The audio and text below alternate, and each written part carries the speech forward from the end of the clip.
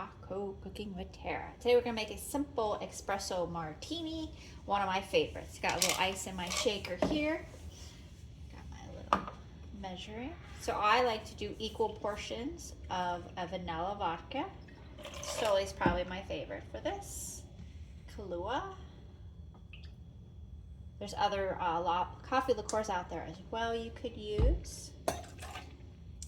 And then I have some homemade cold press coffee.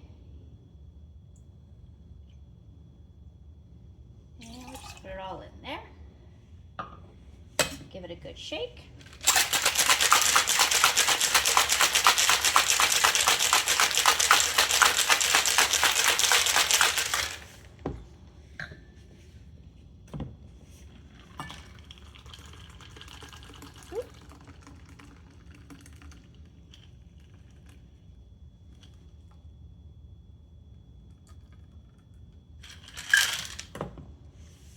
And there it is, Espresso Martini.